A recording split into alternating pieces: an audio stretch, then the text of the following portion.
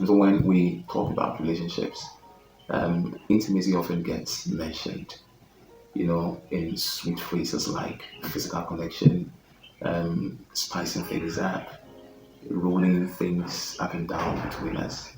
So these are very nice ways of making the word gain some hidden nature, more or less.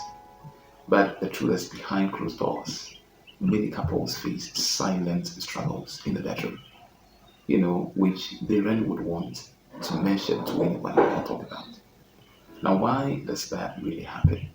Why do most couples try to keep challenges they encounter as far as their intimacy lives are concerned, while they actually want to keep them to themselves and not share them with anyone? Now, they have those who have the belief that matters of that nature are usually deeply personal. And so, why do I have to come and discuss my intimacy life with you when, in particular, you are not an expert who could offer me a particular help I need? And so, they would prefer keeping all of those struggles, all those challenges in their intimacy lives to themselves. The others who also have the view that it is more profitable to be quiet about certain needs to do with intimacy than having to share them with other people, because they think that those people you may want to share them with rather end up worsening situations about your intimacy lives, because they may end up spreading what you might have told them with other people needlessly.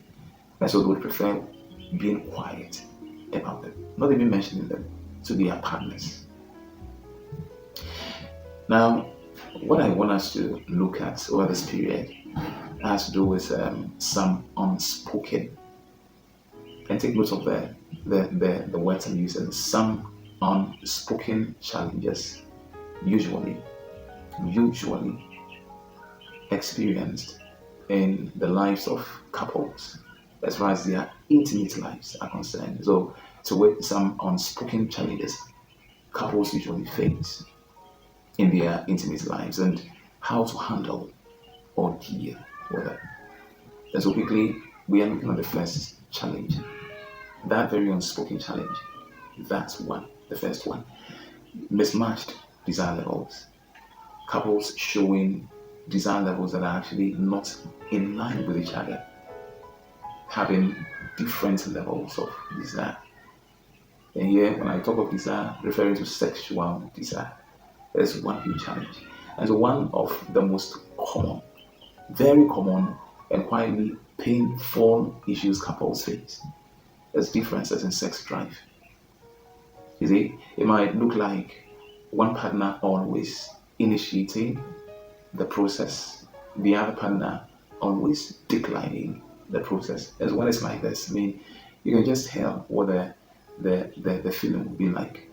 I am in the mood. I get closer to my partner, wanting to start the process, and then here he or she tells me, I am not in the mood at the moment. I am tired. I am stressed. I don't think I'm ready for it. One partner feeling rejected as a result or pressured. Okay, so this, but when it turns out to be that at the time when the other person is trying to initiate the process, the other partner is also ready to engage. There tend not most times to be any form of rejection, no pressure. But in this case, to do with mismatched desire levels, there are instances where you may have one partner feeling rejected as a result of the other partner not being ready, the other partner feeling pressured as a result of the other partner being ready. Those are situations. One partner assuming something must be wrong, with either of the two of you. One side, I'm ready, and you are not ready. It tells that no, there's something wrong with you. Why is it always so that when I want us to be very intimate, look feeling so ready, you will most times not be ready? And so it will just awaken the thought in the other partner that no, something must be wrong with my wife or my husband. But the truth is, libido differences are normal. They are not sickly. They are normal. They can shift, or they can actually be triggered due to Stress, your partner feeling so tired, due to age, due to changes in or imbalances in hormones, due to medication, your partner being on a particular medication as a result of a certain condition they may be having. Okay, there could also be the reason of emotional disconnection. And so, libido differences, variations in sex drives could be as a result of any of these. The danger comes not from the difference in itself, but from the silence around it. And so, in situations like this, it is always appropriate that both of you will sit and talk about the issue, how to get things in their right place. If there is actually a solution that will have to be sought to manage the situation, both of you are going to have to sit down and have that heart to heart conversation. So, the silence about it is what actually makes the difference. And so, without open conversation, um, it breeds resentment, insecurity, emotional withdrawal. When you don't get to have time to talk about this, both of you are going to experience emotional disconnection from each other. It will get to a point where you will be unnecessarily angry with your partner. I mean, thinking you have been rejected for far too long. At some point, you may be tempted to think your partner is cheating on you. If he or she is not ready to engage with you intimately, then she might be doing it somewhere, giving it freely to somebody else. You may be tempted to think that way. What will solve all of these uncertain thoughts is how you talk about it. And so, how can this be dealt with? Talk gently, without blame. Don't try to point any accusing hands at each other. The reality is, desire isn't always spontaneous. You don't get to have all of you feeling the same way at the same time. Sometimes it's responsive. And so, the approach you use, I have the sexual desire over the spirit. I present myself trying to arouse my partner's desire too. If all things are okay, there is no stress built up within him or her, there is nothing to do with hormonal imbalances, you're likely to have a partner responding. Okay? And once that happens, the connection is going to be awakened, revitalized, and off you go, you kick in, and the process is just going to be enjoyable. And so, what you need to do is build intimacy emotionally. This way, physical closeness will gradually follow naturally. And so, challenge number one, mismatched desire levels. Now, the challenge number two, most couples would actually want to talk about is performance pressure, and anxiety. Performance pressure and anxiety. And so, many people of all genders experience anxiety around performance. The performance in general, I mean, when you're asked to carry out a task, right from the beginning, or yes, before you even begin the act or carry out the task, you are loaded with the thoughts of, hey, how is it going to look like? How are people going to accept what I'm going to present to them or share with them? And so you begin to feel tensed. You begin to feel tension all around you. But in this case, we are talking about the performance of sex, your sexual drive, the practice, the anxiety surrounding it, the pressure it comes with. And it often goes unspoken. So here it could be having to worry about lasting long enough. You know, are you worrying about, there's where you may end up worrying about you just ejaculating within seconds when your partner may be expecting that, hey, you could remain on for minutes, hours. In your case, within a short period of time, you are there. And so the worry comes with, okay, struggling with arousal or reaching orgasm. Okay, feeling insecure about your body or technique. And so for you, you are worried about always practicing in one position. One partner may be expecting that, hey, we can try other positions. In your case, you're only familiar with one. And so you begin to worry about it. And so when the thought of, let's try this position is suggested, it becomes a worrying situation to you. This actually creates a mental loop in the sense that the more pressure you feel, the less relaxed you are. Okay, the less relaxed you are, the harder intimacy becomes for you. And then when it becomes a task or a test, pleasure gradually disappears. This loop is what we're talking about. So once it becomes so pressured, you feel, it's just too much for me. Let me not even worry myself. So you begin to relax. But once relaxation sets in, you begin to see intimacy as a hard task to perform. And so at any point in time, your partner comes with the thoughts that today I want us to actually get intimate. You try to push it away. And so pleasure gradually disappears. What can efficiently help in this instance is emotional safety to do with knowing that your partner values connection over performance, and that it's okay to talk about what works or what's actually working and what's not without shame. You see, this kind of vulnerability creates real intimacy, and so talk about it. Let your partner know, I am not familiar with this. It is not actually helping me enjoy the process. And so can we go about it this way? Don't be ashamed about it. Discuss it with your spouse. Don't keep it to yourself. Else, the disconnection will deepen and will hurt your relationship. Challenge number 3. Couples don't lie to. Okay, so unspoken baggage from the past. One you enter the relationship with from your past relationships, a new one from an old one. Most couples will not actually want to talk about it.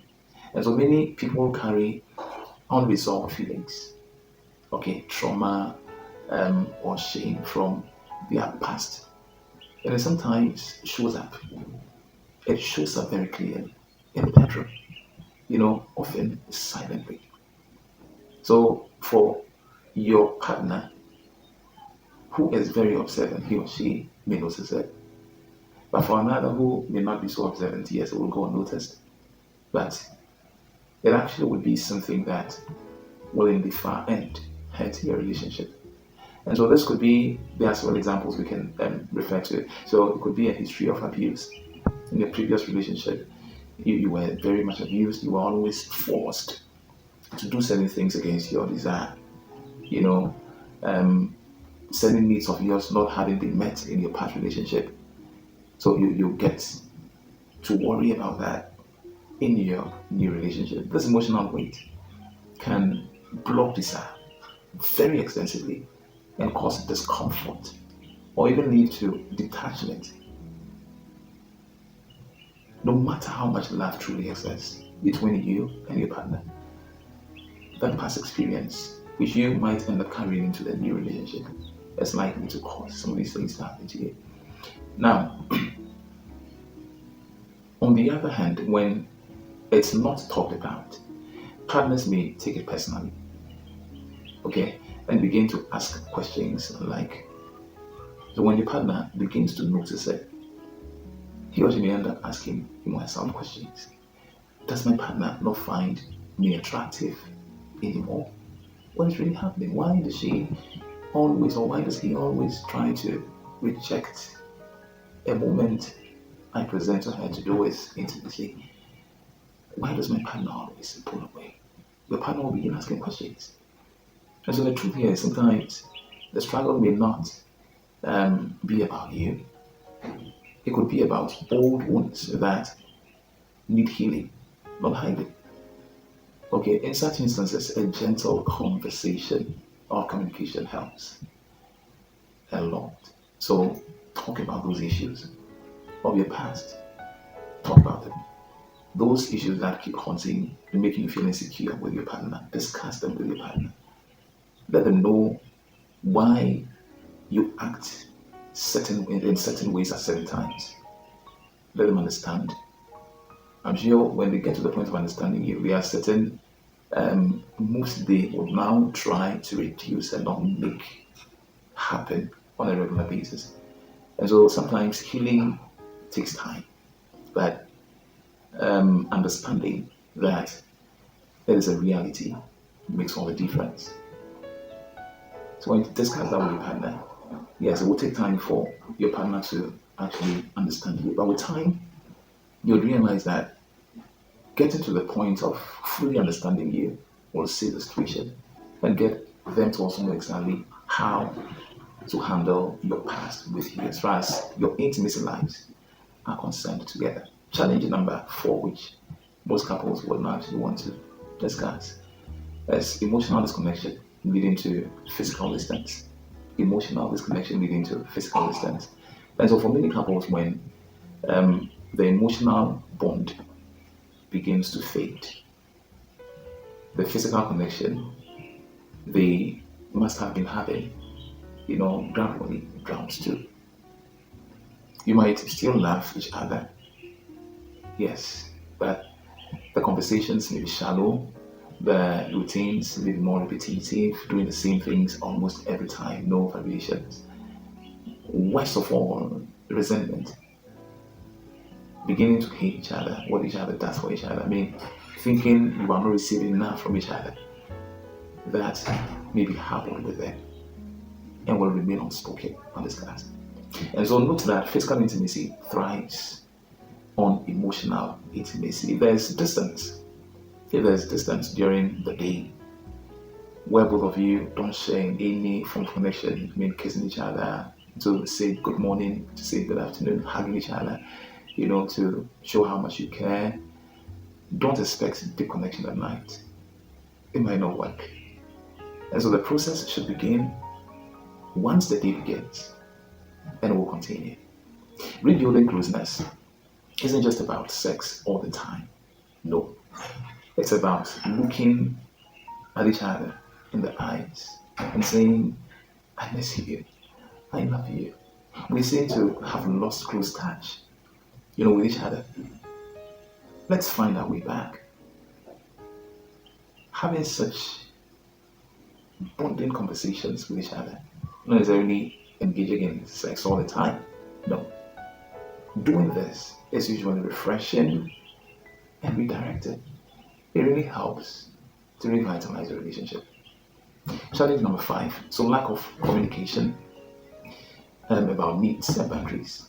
Both of you not talking about your needs and boundaries. One of the greatest myths, and it's a myth, is that good sex should be natural and effortless. That if you are really connected as partners or as couples, you'll just know what the other person or each other needs or wants. It's a myth. Now try to understand this. Understand that real intimacy takes communication. Both of you having to connect. Communication here not necessarily to do with verbal, but in a behavioral form, what you do, how you appear, the smiles on your face, the kisses, the hugs, communication, which sometimes has to be awkward, as a way a partner may not be expecting, so odd, which may have to be brave, which may have to be very honest. So without clear communication, what happens is resentment, silent hatred, silent sense of dislike builds up, and you tend to have pleasure fading gradually. And so the most satisfying sex lives are not actually always the most adventurous, trying to explore your partner's body. That's not what is to do with a very satisfying sexual life. No. You see, they are the ones rooted in trust. They are the ones rooted in very real communication. They are the ones rooted in much respect for each other. And so bear in mind that the bedroom isn't just a place of physical connection. No. Practically, it's a mirror. The bedroom is a mirror. Why? It reflects how you communicate. It reflects how you provide comfort for each other. It actually reflects your emotional safety. When these things are not seen, the impact usually tends to be negative. And so the struggles couples face there are really about just sex most of the times. They are actually rarely about sex. They are rarely about sex. Okay? The point is, it is not sex that actually causes those struggles. Most of the times, it is not about sex. Let's look at some of them. Those that cause those struggles in the bedroom faced by most couples. Stress could be one. A stressed partner may feel less desire for intimacy. Identity, that's one. Okay, vulnerability is another.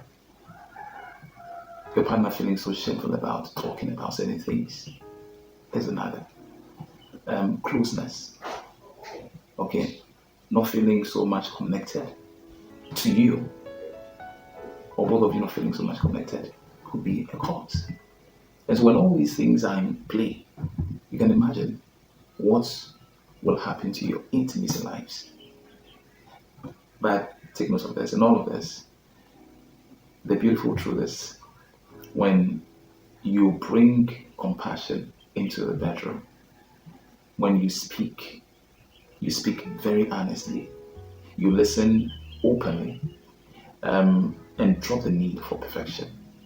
The bedroom, as a reflector, as a mirror, can actually become not just a space for passion, but a space for healing. The bedroom can actually become a space for growth, for real connection. And so there are times when you're going to have to ask, as part of your conversation or your communication with each other, ask the very uncomfortable questions. Okay, have very awkward conversations between the two of you. Enjoy the moment with each other. Not only in having sex all the time. No. Okay, make space for both laughter and tenderness. Play, sort of play. Because real intimacy isn't always effortless. Bear this in mind. It requires it requires some effort. It requires some effort. And it's always worth the effort put in. And so if you want to have a very successful intimate life, bear in mind that you are going to have to work to make that happen. I wish you the very best in your relationship journey. And I actually encourage you to make things work between the two of you. Don't get discouraged because successful intimate lives are not just achieved, they are worked at to make that happen.